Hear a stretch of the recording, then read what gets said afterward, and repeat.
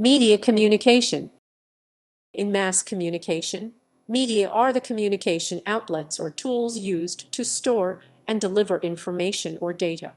The term refers to components of the mass media communications industry, such as print media, publishing, the news media, photography, cinema, broadcasting, radio and television, digital media, and advertising. The development of early writing and paper enabling longer distance communication systems such as mail, including in the Persian Empire, Chapar Khaneh and Angarium, and Roman Empire, which can be interpreted as early forms of media.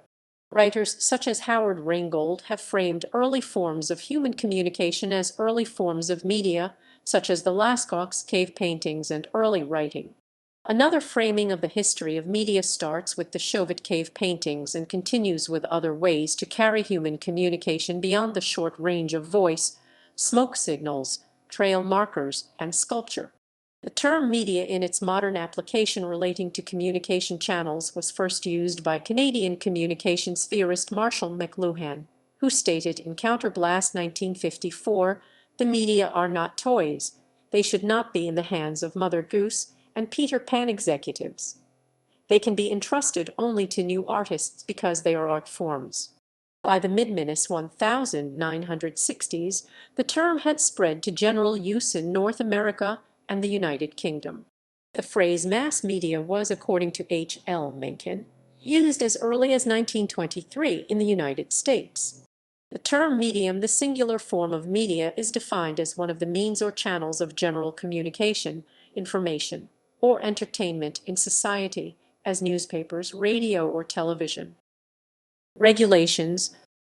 The role of regulatory authorities license broadcaster institutions, content providers, platforms, and the resistance to political and commercial interference in the autonomy of the media sector are both considered as significant components of media independence.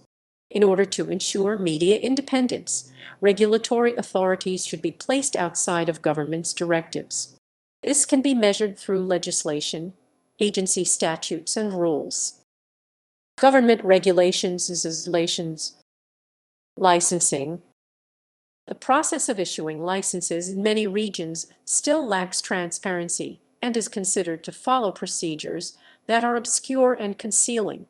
In many countries, regulatory authorities stand accused of political bias in favor of the government and ruling party, whereby some prospective broadcasters have been denied licenses or threatened with the withdrawal of licenses. In many countries, diversity of content and views have diminished as monopolies, fostered directly or indirectly by states. This not only impacts on competition but leads to a concentration of power with potentially excessive influence on public opinion. Buckley et al. Cite failure to renew or retain licenses for editorially critical media, folding the regulator into government ministries or reducing its competences and mandates for action, and lack of due process in the adoption of regulatory decisions, among others, as examples in which these regulators are formally compliant with sets of legal requirements. Government-endorsed appointments. State control is also evident in the increasing politicization of regulatory bodies operationalized through transfers and appointments of party-aligned individuals to senior positions in regulatory authority. Internet regulation. Governments worldwide have sought to extend regulation to Internet companies, whether connectivity providers or application service providers, and whether domestically or foreign-based. The impact on journalistic content can be severe, as Internet companies can err too much on the side of caution and take down news reports, including algorithmically, while offering inadequate opportunities for redress to the affected news producers. Self-regulation. At the regional level, in Western Europe, self-regulation provides an alternative to state regulatory authorities. In such contexts, newspapers have historically been free of licensing and regulation, and there has been repeated pressure for them to self-regulate or at least to have in-house ombudsmen. However, it has often been difficult to establish meaningful self-regulatory entities. In many cases, self-regulation exists in the shadow of state regulation, and is conscious of the possibility of state intervention. In many countries in Central and Eastern Europe, self-regulatory structures seems to be lacking or have not historically been perceived as efficient and effective. The rise of satellite-delivered channels, delivered directly to viewers or through cable or online systems, renders much larger the sphere of unregulated programming. There are, however, varying efforts to regulate the access of programmers to satellite transponders in parts of the Western Europe and North American region, the Arab region, and in Asia and the Pacific. The Arab Satellite Broadcasting Charter was an example of efforts to bring formal standards and some regulatory authority to bear on what is transmitted, but it appears to not have been implemented. International organizations and NGO. Self-regulation is expressed as a preferential system by journalists, but also as a support for media freedom and development organizations by intergovernmental organizations such as UNESCO and non-government. There has been a continued trend of establishing self-regulatory bodies, such as press councils, in conflict and post-conflict situations. Major Internet companies have responded to pressure by governments and the public by elaborating self-regulatory and complaints systems at the individual company level, using principles they have developed under the framework of the Global Network Initiative. The Global Network Initiative has grown to include several large telecom companies alongside Internet companies such as Google, Facebook, and others, as well as civil society organizations and academics.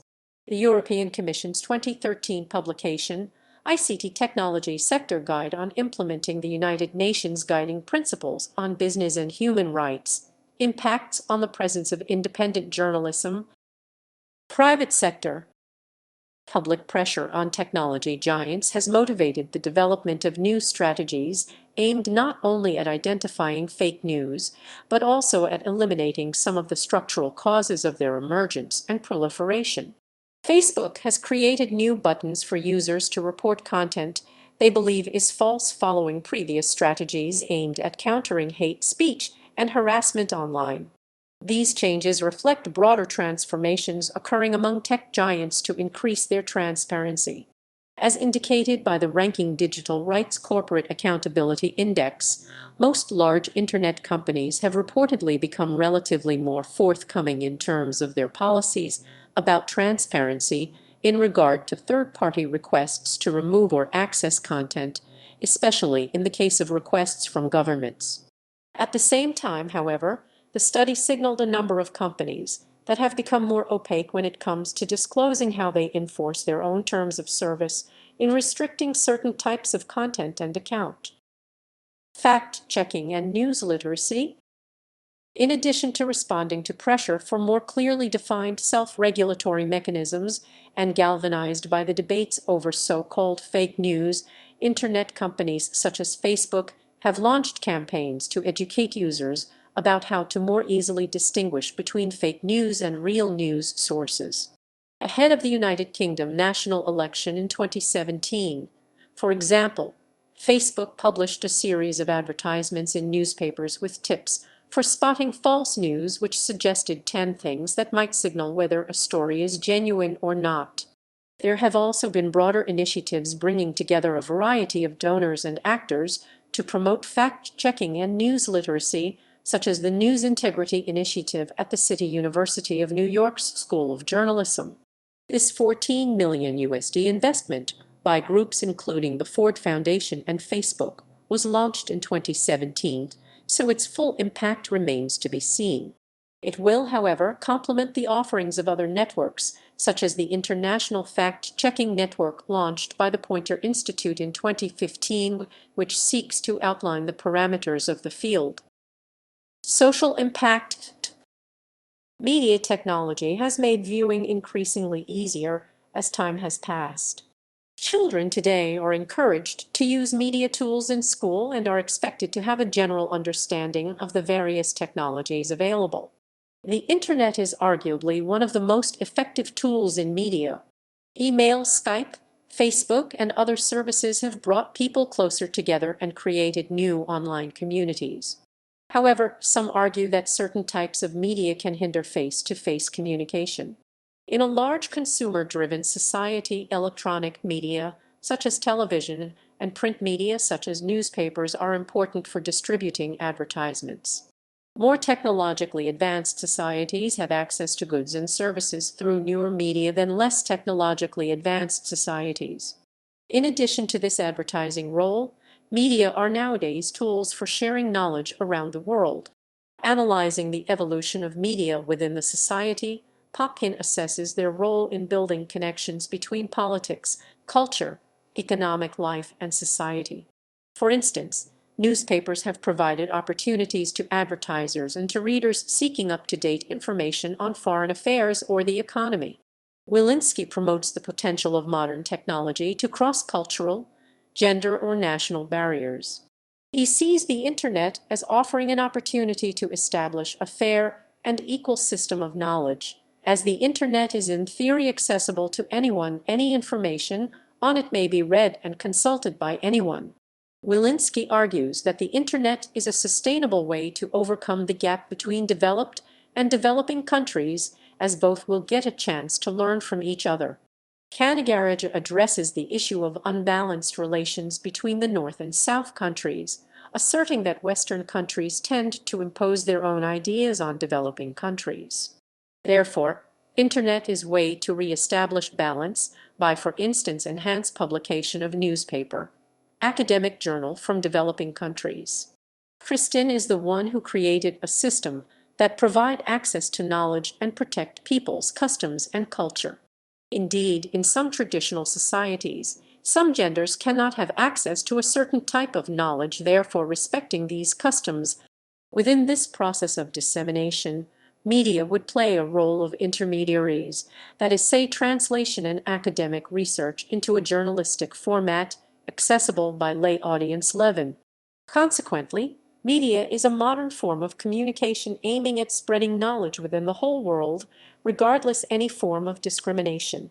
Media, through media and communication psychology, has helped to connect diverse people from far and near a geographical location. It has also helped in the aspect of online or internet businesses and other activities that have an online version. All media intended to affect human behavior is initiated through communication, and the intended behavior is couched in psychology. Therefore, understanding media and communication psychology is fundamental in understanding the social and individual effects of media. The expanding field of media and communication psychology combines these established disciplines in a new way. Timing change based on innovation and efficiency may not have a direct correlation with technology. The information revolution is based on modern advancements. During the 19th century, the information boom rapidly advanced because of postal systems and increase in newspaper accessibility, as well as schools modernizing. These advancements were made due to the increase of people becoming literate and educated. The methodology of communication, although has changed and dispersed in numerous directions based on the source of its sociocultural impact. Biases in the media that affect religious or ethnic minorities take the form of racism in the media and religious bias in the media. Electronic media. In the last century, a revolution in telecommunications has greatly altered communication by providing new media for long-distance communication. The first transatlantic two-way radio broadcast occurred in 1906 and led to common communication via analog and digital media. Analog telecommunications include some radio systems, historical telephony systems, and historical television broadcasts. Digital telecommunications allow for computer-mediated communication, telegraphy, computer networks, digital radio, digital telephony, and digital television. Modern communication media now allow for intense long-distance exchanges between larger numbers of people, many-to-many communication via email, internet forums, and teleportation. On the other hand, many traditional broadcast media and mass media favor one-to-many communication, television, cinema, radio, newspaper, magazines, and also social media. Electronic media usage is growing, although concern has arisen that it distracts youth from face-to-face contact with friends and family. Research on the social engagement effect is mixed. One study by Wellman found that 33% of Internet users said that the Internet had improved their connections to friends a lot, and 23% said it had increased the quality of their communication with family members by a similar amount. Young people in particular took advantage of the social side of the Internet. Nearly half, 49% of the 18. Electronic media now comes in the forms of computers, tablets, laptops, and desktops. Cell phones, MP3 players, DVDs, video game systems, radios, and television. Technology has spiked to record highs within the last decade, thus changing the dynamic of communication. The spike in electronic media really started to grow in 2007 when the release of the first iPhone came out.